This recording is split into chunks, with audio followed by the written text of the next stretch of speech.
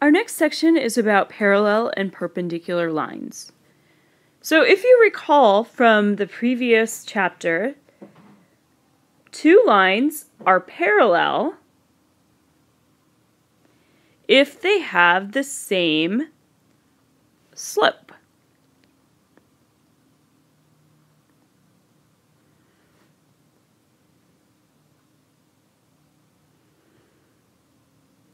So two lines are parallel if they have the same slope.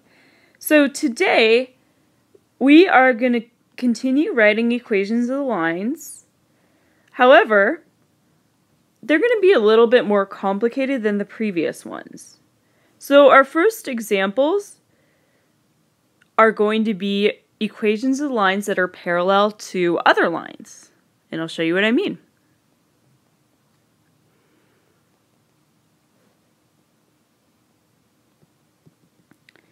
So my first one, I'm going to ask you to write an equation of a line that is parallel to y equals negative 2x plus 1 and passes through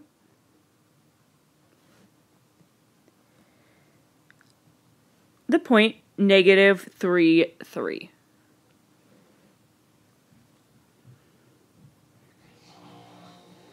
Okay. So they give you a lot of information in this, but in the beginning it looks like it's not very helpful information. However, what you're always going to do with this type of problem is you're going to start to figure out what you know from the original line and what that can tell you about the new line. So our original line is this one right here. So they give us a line that has the equation y equals negative 2x plus 1. They also give us a point that's going to be on our new line. So this is on our new line.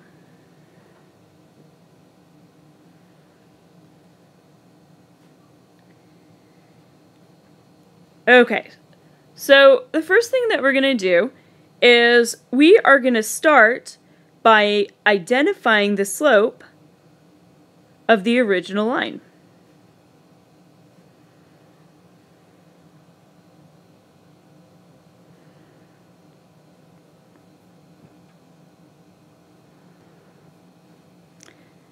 Luckily, this problem very nicely gave you the original line equation in slope-intercept form, and I'm hoping that you remember that the slope of that line is going to be negative 2. So now, our original line has a slope of negative 2. And we want to find out information about the new line.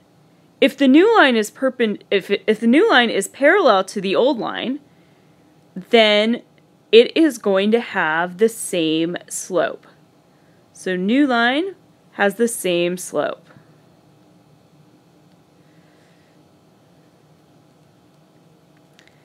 So we now know two things on our new line. We know that it passes through the point negative 3, 3. We also know that it has a slope of negative 2 because it is parallel to the original one. So it passes through the point and it has a slope of negative 2.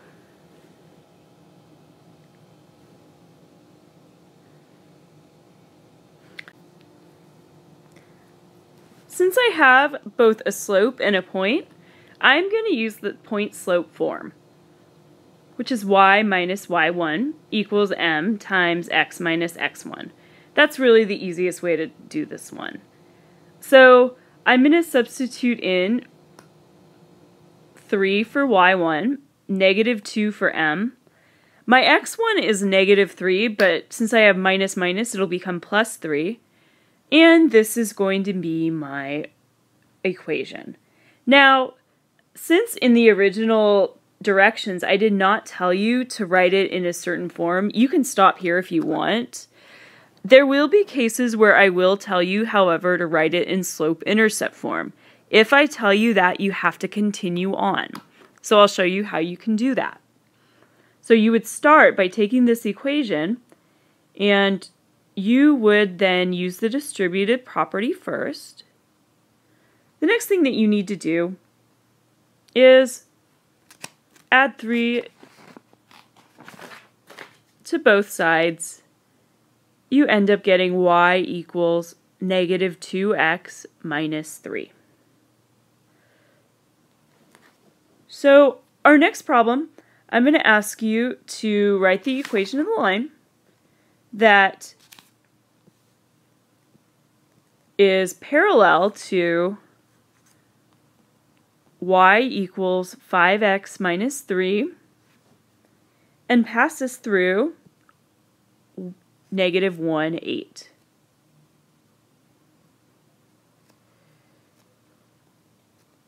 So go ahead and pause and try this one on your own. Okay, so for this one, our old slope, the original equation,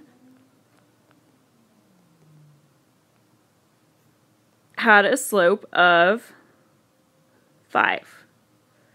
The new equation is also going to have a slope of 5, and it's going to pass through negative 1, 8. By the way, just as a side note, in case you were wondering this on the previous problem or you're wondering it now, for our original equation, we have this 5x minus 3. However, that minus 3 actually is not going to matter. We don't need that. For this type of problem, you can ignore this. So if you want, as soon as you see the negative 3 or whatever your y-intercept, you can feel free to cross it out. So I'm just going to go ahead and cross it out because I do not need that at all in this problem. It's just extra information that's unnecessary. So I'm going to solve the rest of this problem using what I did in the previous one by writing out the equation in point-slope form. I get y minus 8 equals 5 times x plus 1. I'm going to use the distributive property. When I do that, I will end up getting y equals 5x plus 13.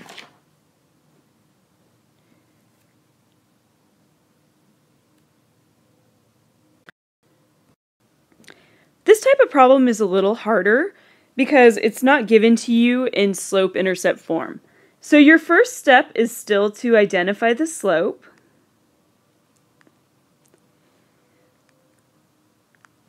However, this requires you to do a little bit of extra work. So you have to write this equation in slope-intercept form. You do that by solving it for y. So you're going to start by rewriting this. You have to subtract 9x from both sides. You end up getting negative 3y equals negative 9x plus 12, or you can write it as 12 minus 9x. Either is okay. Then I'm going to divide everything by negative 3. That gives me y equals 3x minus 4. So unfortunately, I'm not done. In fact, I'm not even close to being done. This is a long problem. So now I'm going to use what I know from the previous problems to figure out my slope. So my original line has a slope of 3. My new line also has a slope of 3. And remember, this negative 4 is completely useless for this problem, so if you would like to cross this out, feel free to do that. So we now know our slope is positive 3. We're also going to we also know that it passes through negative 6, 8. Go ahead and pause and try that one on your own. See if you can get it in slope-intercept form. So here's the work for that problem. If you kept it in point-slope form, that's fine in this case, but just remember in the future, there may be problems where I tell you to write it in slope-intercept form.